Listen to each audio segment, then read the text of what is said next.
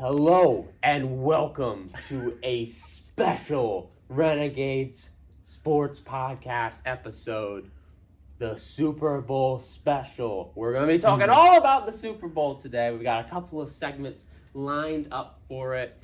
Jake Gable here, as always, by Jacob Smedley, the man, the myth, the legend himself. Oh, thank you. What an intro, Jake. We'll get to some other topics later on. We'll do some over-unders on some picks for the game, and we'll get into our picks for the game. Who wins, the score, and the MVP of the big game, Jake. But first, we're on two different sides, right? Yeah, we're taking our Super Bowl stand. We've got a couple of different topics we're going to be talking about, and we're going to be debating and trying to win over the jury, the jury, on which side is the correct position. And we'll see. I guess the jury might actually be the actual game when it's played. Exactly. They might be the jury. But we want your thoughts as well, so let us know. But first, our first stand that I'm going to be taking, the question: will Travis Kelce be stopped by the Eagles defense in the Super Bowl? And I'm personally saying no. Jacob, I know you're on the side of yes, but you're wrong. Well, I think you're wrong, Jake. Would you Thanks like for to watching this episode. All right, do you want to go first, or would you Yes, like? I Are would we doing like this to go. rebuttal style here? We each make our opening cases. And Yeah, then, why okay. don't we make our cases and Okay. then punch each other a little with with facts. with facts. With facts and Yes. argument. All right, Travis Kelce. I don't think he's going to get stopped by the Eagles in this one, and that's because of a couple of reasons. I'm going to state. I know this hasn't been Kelce's finest year. He's having a down year, and I will acknowledge that. But this is the Super Bowl we're talking about here. And know how he performs in the Super Bowl? Super. He's been in 4 of them. He's won 3, and he averages 87.5 receiving yards in those 4 Super Bowls he's played. He shows up in the big-time moments. He's an all-time great. We know that. But, hey, a lot of these Super Bowls have been recent as well. That being said, good tight ends can defeat this Eagles defense. There hasn't been too many big explosions, but that's because the Eagles have had a pretty light schedule when it comes to facing the elite of the tight ends. They haven't faced Travis Kelce at all this year.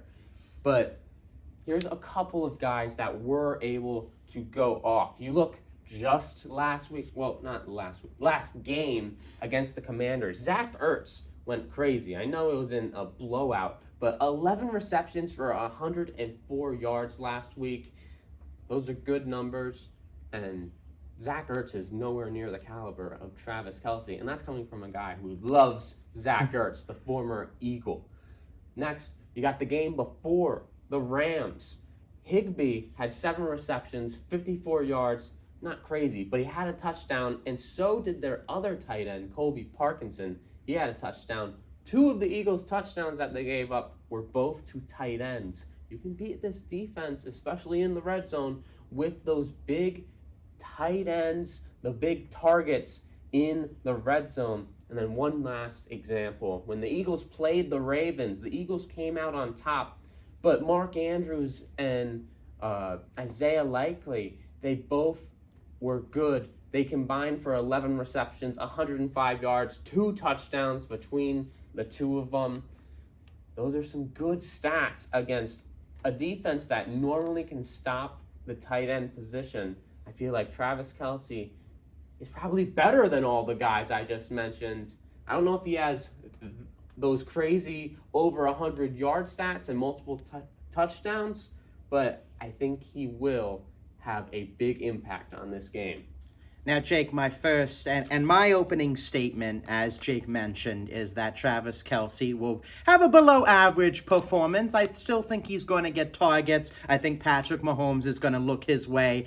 I, though, think the Eagles' defense is going to take a concerted effort at stopping him from having this big game that Jake is so claiming over there on the other side. Okay. And I am going to use your point of the other tight end success against you, Jake. How dare because you brought up Travis Kelce being different than the other tight ends, and that's why the Eagles, I think, are going to take a more concerted effort of stopping him, because you go through the other names of those teams that they played that had success with the tight ends. You had the Commanders with so much effort being put on Terry McLaurin, who's a top wide receiver in the game, so Zach Ertz was able to find some room in the zone defense. I think Kelce does an excellent job at finding room in the zone too, but I think the Eagles are going to put multiple bodies on him. They're going to have maybe one in space, another one around him, limiting the yards after catch. You go to the Rams too. A lot of attention on Puka Nacua, Cooper Kupp, and that front seven allowed Tyler Higbee to have the open yards that he did.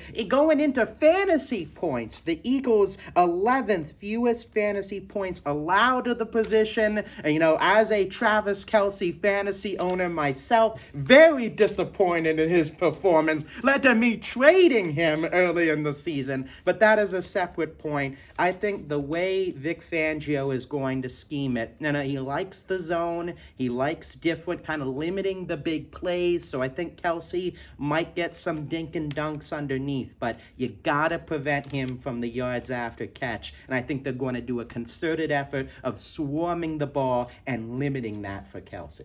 Hey, you make some good points over there, and I'm not gonna lie. But I think with the way the Eagles play defense and their personnel, I think Travis Kelce is a bad matchup for them. You mentioned the zone, and I feel like you mentioned that Travis Kelce is good at finding those spots.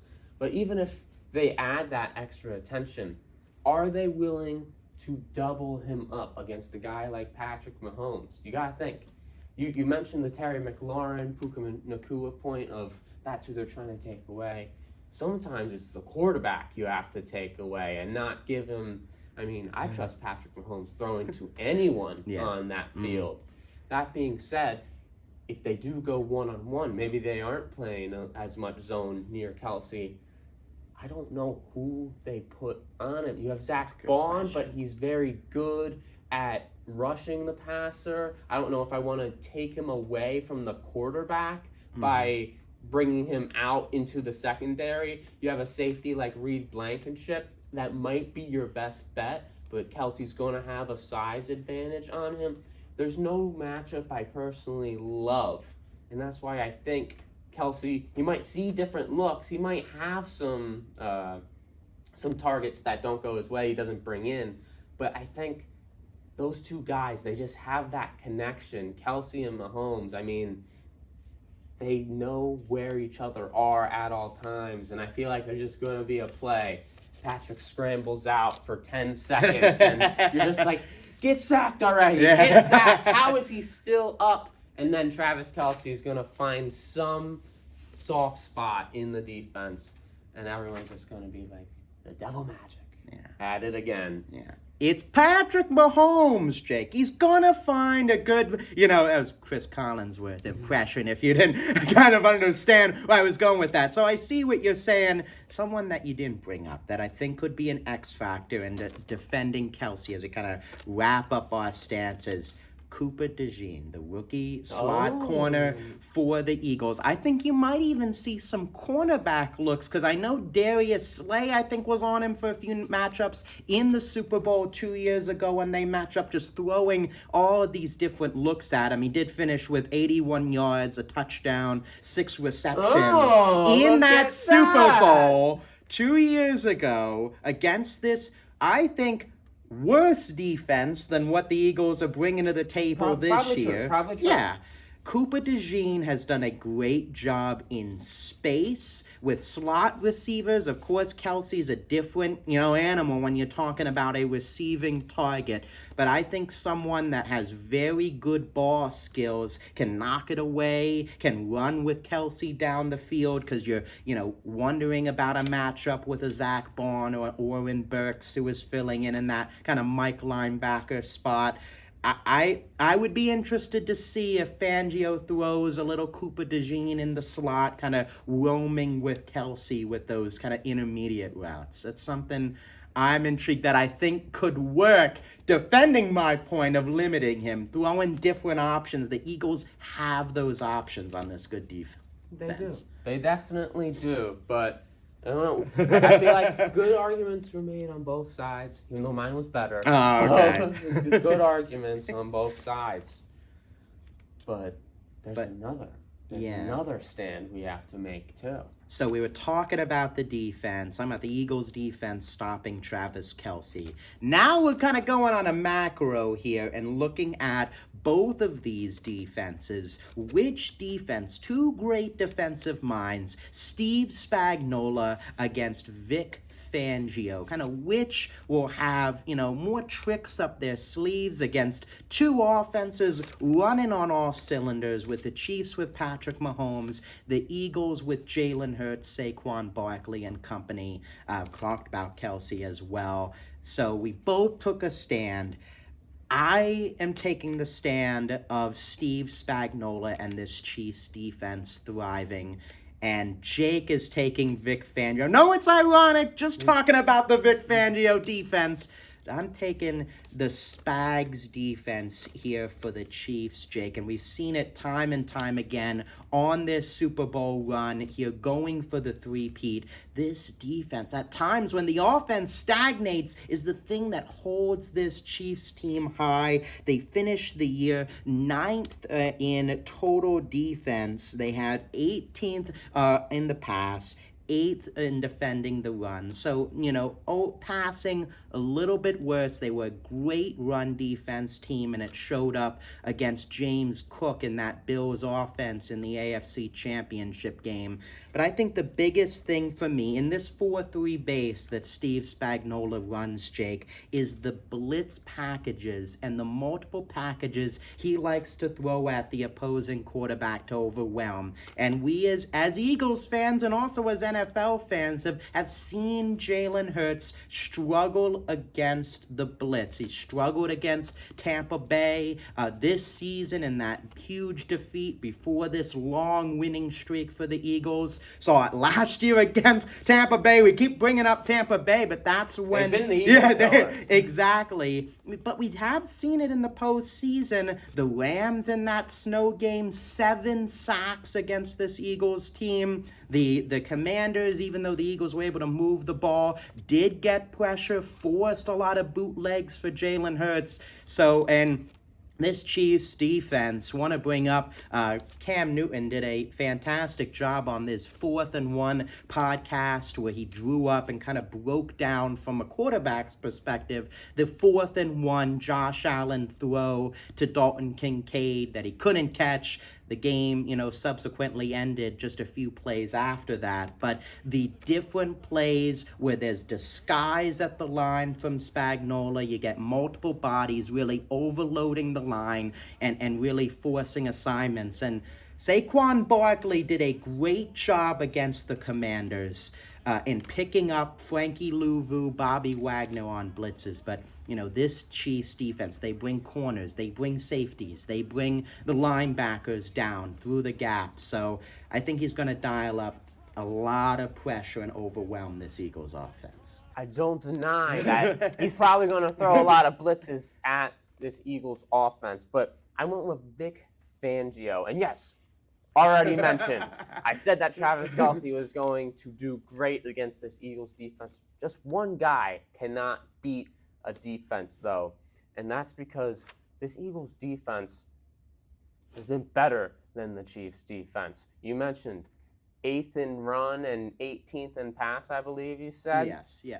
Let's talk about the number 1 pass defense and the 10th best running defense. They had the fewest yards total allowed all season, the fewest passing yards allowed, the only defense to give up less than 3,000 passing yards in the regular season. Their points per game, also the fewest amount, 17.9. They weren't even averaging 18 plus points per game allowed. Great defense this year. Vic Fangio, in just his first year, has transformed this Eagles defense entirely, and he's doing it with a lot of guys that weren't on the defense the year prior. You think about it. Zach Bond is the best example. Looking at him and saying that this, special teamer and edge rusher on the Saints, he should be playing middle linebacker, and now he's a finalist for Defensive Player of the Year. He's having a fantastic season. He's got rookies performing at great levels. He's got 2 of them that are Defensive Rookie of the Year finalists, Quinyon Mitchell and Cooper DeJean, bringing C.J. Gardner-Johnson in. A lot of these new guys, they're all playing fantastic. And since the bye week, this team has been just completely shut down. They have given up more than 23 points. I want you to guess, since bye week, how many times they've given up more than 23 points, including the playoffs? Since the bye. I'm going to say, I have a feeling, based on your argument here, Jake, that it's a low number. So I'm going to say 3 times since the bye week over 23, right? Try once. Oh my Only gosh. once. That was their loss to Washington, week 15. And they did give up 36 and a 36-33 loss to the Commanders. But that was the game. Jalen Hurts got hurt, and then Kenny Pickett comes in. You're getting less rest on defense, more C.J. 3 and outs. Gardner-Johnson was ejected in that game as well. Exactly. Making my point for me. I'm just saying. That's what just adding to the point there. And the final nail in this coffin, the playoff turnovers. The Eagles have forced 10 turnovers in 3 games played, 4 against the Packers, 2 against the Rams, 4 against the Commanders. Heck, even if they match their lowest total of the playoffs, 2 turnovers, that's still a huge game-changing defensive performance, especially against Patrick Mahomes. Vic Fangio, he's coming for you, Chiefs offense. You better watch out. The only thing, the counterpoint to the Fangio, because, I brought up the blitzing for Spagnuolo, the different kind of coverages and looks, because I don't know how the Eagles offense, because they have, I think, the talent advantage when you're talking about the skill positions of Goddard with Barkley, with A.J. Brown and Devontae Smith on the outside. We even saw that success in the last time these 2 teams matched up in the Super Bowl. My question with Fangio is blitzing. That was one of the big questions against Jaden Daniels in the NFC Championship game. They did a great job of containing him and preventing the run. I think Patrick Mahomes, less so than Daniels, but he has shown his willingness to, if everything breaks down, if there's an opening in the pocket, he'll tuck it, he'll run, he'll maybe draw some laundry from the referees if he slides down at a certain point. He definitely will. But I mean, that's, I think, something to keep in mind too with that Eagles defense. Are they bringing an extra rusher? Is an Oren Burks or Zach Bond going to be on the line rushing, trying to overwhelm and rush Mahomes, who can drop it off to Kelce, as we mentioned, can drop it off on a slant to a Xavier Worthy running across the field. So I'm going to be very intrigued to watch if Vic Fangio, maybe not to the Steve Spagnuolo throwing like 6-7 guys at the line and rushing Jalen Hurts' progression, but if he throws an extra guy with that 4-man front at Patrick Mahomes to kind of get him running out of the pocket, because I think that's where the Bills' defense, while they kind of struggled there in the second half, was able to get him kind of turning around and out of the pocket, scrambling and trying to make those, other plays, which sometimes aren't there for Mahomes. Yeah, I mean, hey, Still think Vic Fangio coming for you. I think both have success. I think that's also on the table. Both could have success. Hey, it's true. But that doesn't help my argument. So it can't be true. Again. All right, Jake thinks it's going to be a Vic Fangio masterclass, and the Eagles' offense goes crazy. I think both defenses can do well, but Spagnuolo is a little bit more. But maybe my pick later might not agree with that. We'll see. We'll see later.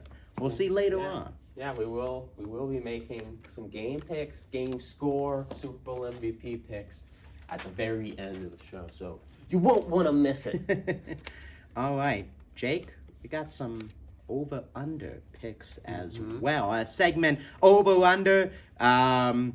We each made 3. Jake went with the Chiefs side. I went with the Eagles side. We're gonna go back and forth and pick these and see what our thoughts are. Some different ones, some out of the order, not Travis Kelce receiving necessarily, but little different ones that we came up with here. Yeah.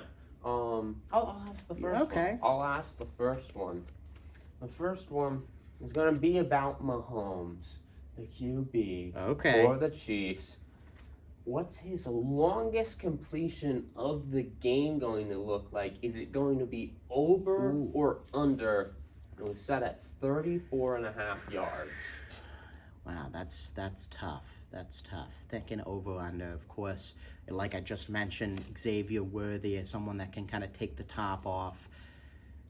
I think I'm going to go under, Jake, and I'm going to do it because, and of course, just arguing against your Vic Fangio defense argument over there, your preposterous argument, I might add. But I think, again, Vic Fangio's style is to prevent the big play, and outside of Xavier Worthy, you got Juju Smith-Schuster, Rashee Rice is hurt.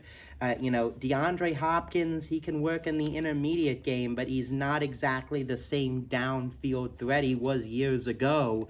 So I think, maybe the biggest play we're looking at is like 20, 25 yards, like a chunk play. But, I don't know. Maybe Xavier Worthy gets behind the defense for a big play, but I'm taking that under, Jake.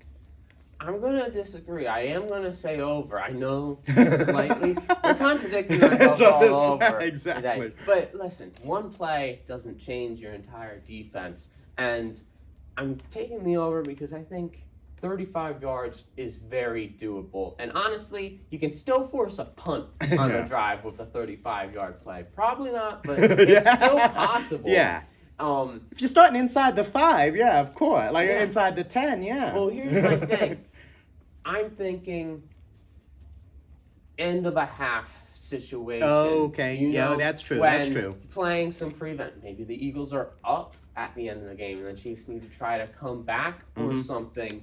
I can see, I'm not saying like over 60 yards or something, but if this line was at 40 yards, it might take the under, but I think 35, 36, 37 is very doable. Even like Travis Kelce, just like getting up, breaking a couple tackles and getting tackled near the 50. Or you mentioned Xavier Worthy, run after the catch. I mean, sometimes they like to do some trickeration, and the pass might actually just be a toss forward, but he might be able to just run through the defense for 40 yards. I think I would take the over, but this was a lot closer than I thought it would be. When I first saw it, I'm like, oh, for sure over. But then I started to think about it, and like I could see both ways. It's interesting. It could go either way. For me, took the Eagles side. The first one for the Eagles. Talk about A.J. Brown, Saquon Barkley, Dallas Goedert, and Devontae Smith. But Jahan Dotson, who caught a touchdown against the Rams, the first touchdown of the game, wasn't a huge factor against the Commanders in that blowout victory. But over/under, Jake, 3 receptions for the number 3 wide receiver on the Eagles depth chart. Unsung heroes in the Super Bowl. Is Jahan Dotson one for that Eagles offense? I feel a very confident under here. I could see 0 receptions if we're being honest. I think that, the Eagles They were trying to get screens to him earlier in the season. I think they've gone away with that. I think they know Saquon is the way to go, and then get it into your pass catcher's best hands when you do. You have Goddard, who's healthy again, and he's been big in the playoffs. A.J. Brown, of course, Devontae Smith.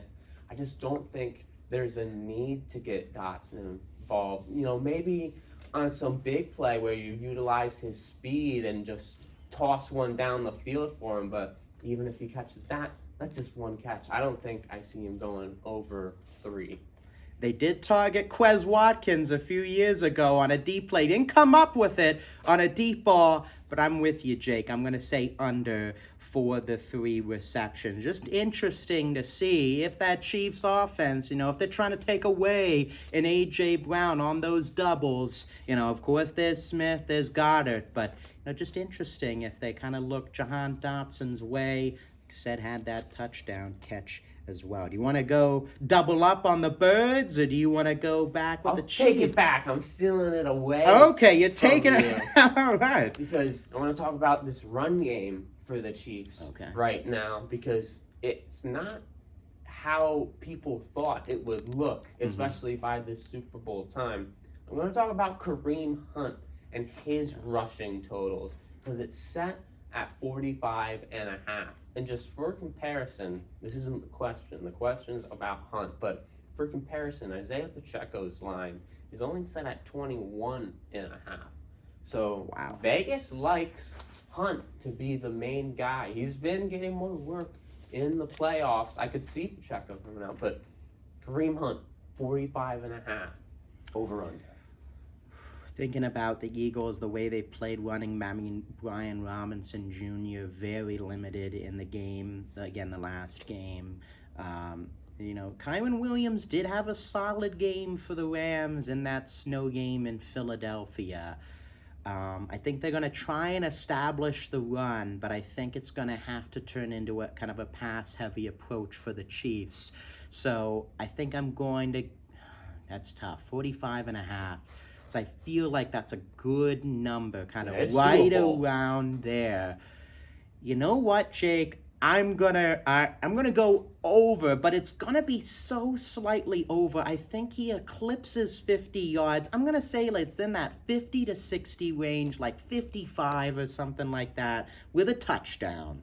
But it's like on 20, it's like maybe not 20, that's maybe Saquon Barkley territory. But I'm thinking like 10 to 15 carries. It sounds like he's going to be the bell cow here in this situation.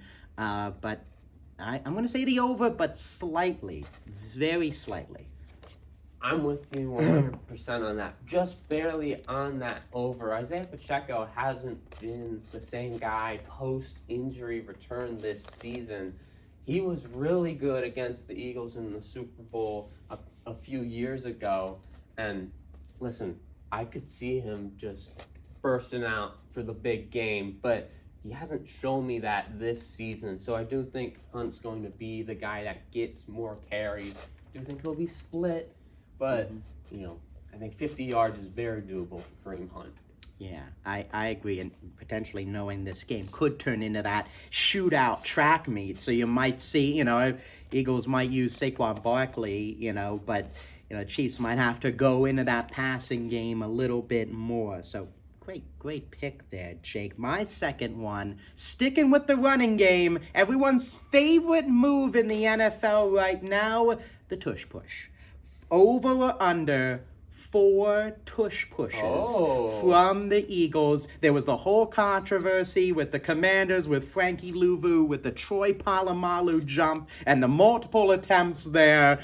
Jake, are we feeling over or under 4 tush pushes from Jalen Hurts and that Eagles offense? I'm smashing that over. I'm feeling that over because Super Bowl, Nick Sirianni, I don't know if there's going to be a punt unless it's like really far back. I think they want to score on every single possession. So any 4th and close, 3rd and close even, they're just automatically going for it. And you didn't even ask this, but I'm making maybe not a bold prediction. Whoa, honestly. okay. Making a prediction.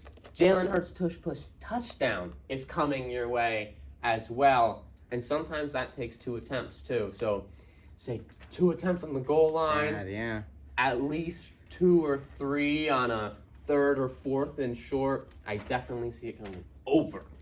I think I'm going to go over as well. The question is, how many chances are the Eagles going to get 3rd and 4th and short? If the Chiefs can keep them in 3rd and 4th and long, I mean, that, might lead to a 3 or 4 attempt or like right at that line. But I think it's over. I think they're going to get into those opportunities because of runs from Barkley, because of the work in the intermediate game. So, I'm going to go over right there with you, Jake. Over again.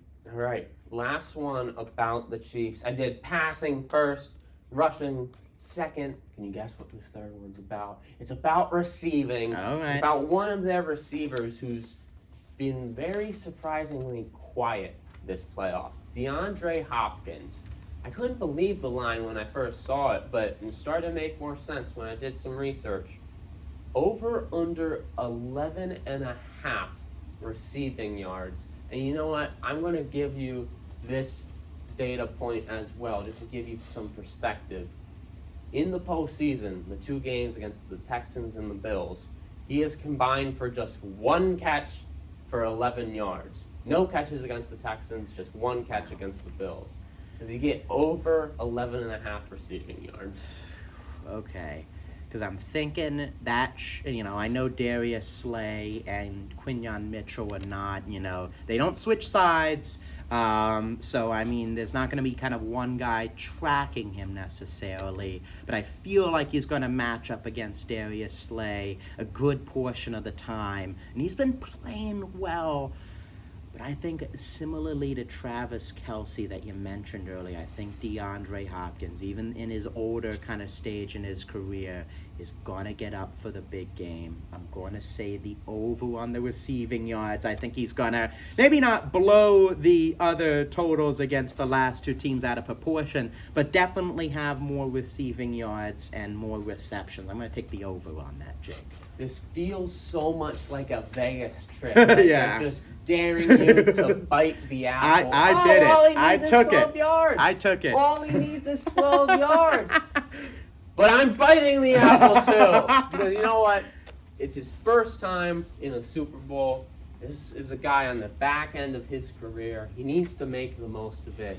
And we're not asking for a lot here. Yeah. I mean, he could do it on 1 catch. On 1 catch. And not even like an impressive catch. He just gets 15 yards. He beats it by 3 yards. So I am taking over, but I think this is one if you did bet on that you'd sweat out. Like 3rd quarter, 4th quarter, you're like, he still doesn't have a catch. Come on. Yeah. But I think they try to get him a little bit more involved. But Xavier Worthy does seem like that number 1 guy now. Yeah, that is true. We're both Snow White. We both took a bite out of the apple here for Hopkins. The final one to wrap up, going on the Eagles' defense, which we've talked so much about, going with that front 7, Jake. Over under 4 sacks for the Eagles against the Chiefs. They had 5 against the Rams 2 games ago. They had just 3, surprisingly, against Jaden Daniels in that blowout against the Commanders.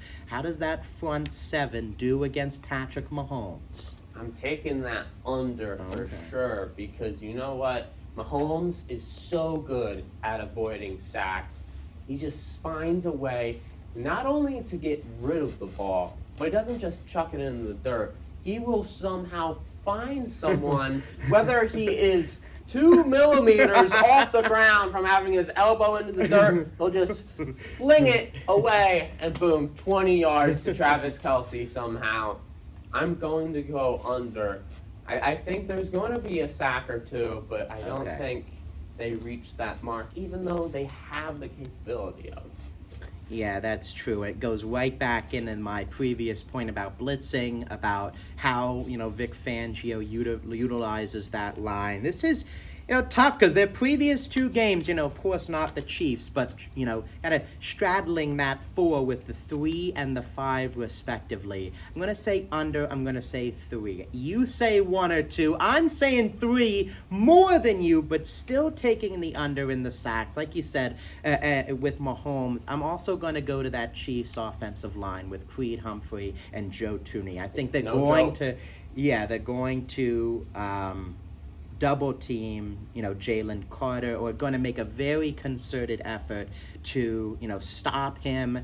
There is some injuries, some shuffling there, but I think there's going to be a very concerted effort to slowing him down and forcing others to step up. So, Jake, we have some picks to make. We've done the over-unders. We've done the Super Bowl stands, taking sides. But now it's time to give our score, our winner, and our Super Bowl MVP. Jake, I can go first if you would like. Go ahead. My pick is going to be the Eagles. I think they get the revenge, and of course, there's bias in that. We're both Eagles fans. Getting that disclaimer out there, but I think it's a 27-24. I think there's going to be some offensive highlights. There's going to be some defensive highlights, some sacks, maybe a few turnovers mixed in there.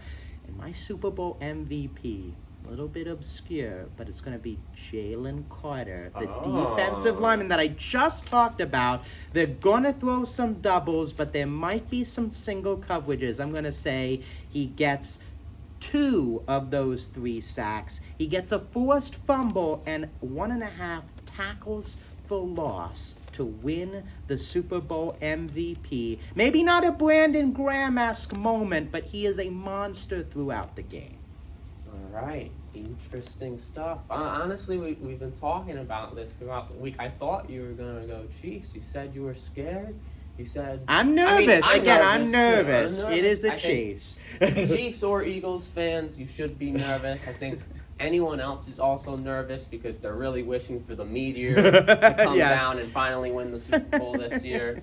But my pick is going to also be the Philadelphia Eagles. I have this being more of a shootout than you do. Okay. I have this 34-31 Philadelphia Eagles. I think this looks a lot like that Super Bowl from 2 years ago where not a lot of stops. I mean, that Eagles offense you just saw against the Commanders game, ridiculous. Mm-hmm. I mean, 55 points against them. The Chiefs, they can put up points. They just won 32-29 against the Bills. These are both teams that can show up in the playoffs with points, and both teams that love to put points on the board. I think we see a lot of offense in this one. But that game changer is the guy that's been the season and potentially franchise changer for the Eagles. Saquon Barkley has to be the Super Bowl MVP if they win, because what he's doing. I mean, this guy, every time he touches it, whether he's on his own 1-yard line, is a threat to score. And I don't even think that's hyperbole anymore. Mm-hmm. Like, some guys, you're like, all right, like, they're not a threat every time. Saquon Barkley is. Yeah. The first play against the Commanders, touchdown. Yeah. I mean, he's been absolutely ridiculous. And the offensive line, I wish I could give them an award as well, but they do a great job. They've done a great job this whole season. We'll see how the O-line looks. Cam Jurgens, Landon Dickerson, how they're playing, if they're playing at center, guard position, if Tyler Steen's going to step in. But regardless of that, they still did a good job at protecting Hurts and getting Barkley his rushing lanes against the Commanders. I'm taking the Eagles, and Saquon Barkley is going to put that storybook ending on one of the greatest running back seasons of all time. Wow. So we both went with the Eagles. I'm nervous. We're both nervous. Let us know your thoughts in the comments below as Jake brings the banner out. Let us know your thoughts on our stand, on our over-unders, and of course our picks. We love to hear it. Smash that like button. Hit that subscribe as well. And also check us out on Spotify as well. We now have episodes up on Spotify, the Renegades Sports Podcast. Yeah, I know I'm holding up a banner from from a year the Eagles lost the Super Bowl against the Patriots. But the sentiment still stands. But like Jacob said, check us out not only on YouTube and Spotify, but also on socials, Instagram and TikTok. TikTok's still alive. It's still alive. It's still beating, baby. Check us out here. We also post on YouTube Shorts as well, which is now allowing for over 1 minute of content to be posted. So you'll see a lot more on YouTube Shorts as well from us. But we love to play games and different type of things. We've done a lot of stuff for the Super Bowl that's going to be coming out. Make sure to check those out, especially if you liked today's episode. So make sure to watch. But for Jacob, for me, for the Kansas City Chiefs, for the Philadelphia Eagles, enjoy the Super Bowl, and we'll see if our predictions turned out to be right. But thank you so much for watching, and we will see you guys next time.